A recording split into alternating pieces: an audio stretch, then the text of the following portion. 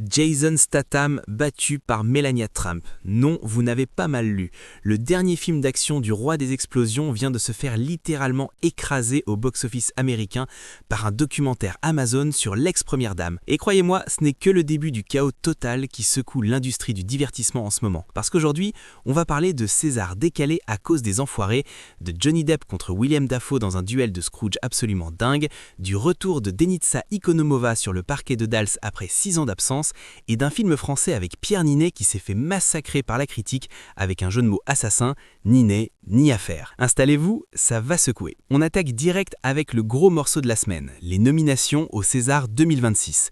Et là, première info complètement folle, la cérémonie n'aura pas lieu un vendredi comme d'habitude, mais un jeudi, le jeudi 26 février très exactement. Pourquoi ? Parce que l'Académie des Césars a dû s'incliner devant la diffusion des Enfoirés prévue le vendredi soir sur TF1. Oui, vous avez bien compris, le cinéma français cède sa place au spectacle caritatif le plus regardé de France. On en est là. Mais parlons du fond. Le grand gagnant de ces nominations, c'est Richard Linklater avec Nouvelle Vague qui rafle 10 nominations. 10, c'est une domination historique. Le film part avec une longueur d'avance absolument monstrueuse et Guillaume Marbeck est nommé dans la catégorie Espoir masculin. Face à lui, on retrouve L'attachement de Karine Tardieu avec 8 nominations, dont Valéria Bruni-Tedeschi pour le César de la meilleure actrice et Pio Marmaille pour celui du meilleur acteur. Dossier 137 de Dominique Moll est aussi à 8 nominations avec Léa Drucker en lice. Et puis, il y a L'inconnu de la Grande Arche de Stéphane Demoustier, toujours avec 8 nominations, porté par Claes Bang et l'incroyable Michel Faux en second rôle. Afsia Herzi marque aussi les esprits avec La Petite Dernière et la révélation Nadia Meliti nommée dans la catégorie Espoir féminin. La cérémonie sera présentée par Benjamin Lavergne sous la présidence de Camille Cotin. Et le moment émotion de la soirée sera sans doute la remise du César d'honneur à Jim Carrey. D'ailleurs, l'affiche officielle de cette 51e édition est tirée du sens de la fête et utilise une symbolique d'astre qui fait directement référence à Man on the Moon et de Truman Show. Une fusion visuelle magnifique entre l'humour français et le génie de Carrey. Côté Oscar maintenant, parce que la course aux statuettes est tout aussi intense. Sinners domine avec 16 nominations, suivi de Une bataille après l'autre avec 13 nominations. Mais ce qui retient vraiment l'attention, c'est la France, avec Un simple accident de Jafar Panahi, nommé dans la catégorie Film international. Et cette nomination est hautement symbolique et politique, parce que le co-scénariste du film vient d'être arrêté en Iran, après avoir publiquement condamné le régime. Cette nomination devient donc un véritable acte de résistance sur la scène internationale. Maintenant, direction le box-office américain parce que là, c'est le séisme total. Sam Raimi fait son grand retour avec Send Help qui démarre à 20 millions de dollars. Sur le papier, c'est solide. Mais le lancement international est étrangement timide, avec seulement 8 millions de dollars sur 47 marchés. Les analystes sont inquiets. La vraie surprise, c'est Iron Lung, une pépite indépendante d'horreur qui frôle la première place avec 18 millions de dollars, malgré un léger essoufflement le dimanche. Et là, attention, le chiffre qui tue, Melania, le documentaire Amazon sur l'ex-première dame, engrange 17 millions de dollars et bat littéralement Shelter avec Jason Statham qui plafonne à 5 millions et demi.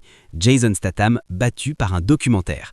On vit une époque formidable. Merci s'effondre de 56%, confirmant la fin d'un cycle pour ce type de production. Et pour la première fois en 7 semaines, Avatar quitte le top 5 pour se retrouver en 6e position avec 5 millions et demi de dollars. La fin d'une ère. Le cas fascinant, c'est Zootip 2, avec 408 millions de dollars en 10 semaines.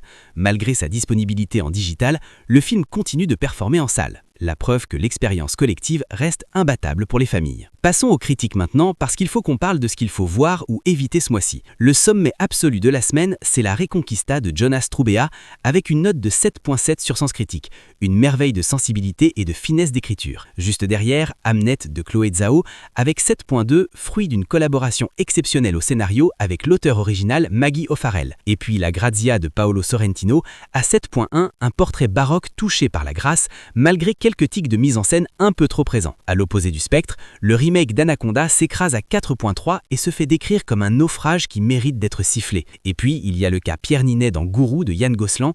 Attendu comme l'événement français, le film déçoit avec un petit 5.7. Le verdict des critiques est cinglant avec ce jeu de mots assassin, ni nez, ni affaire.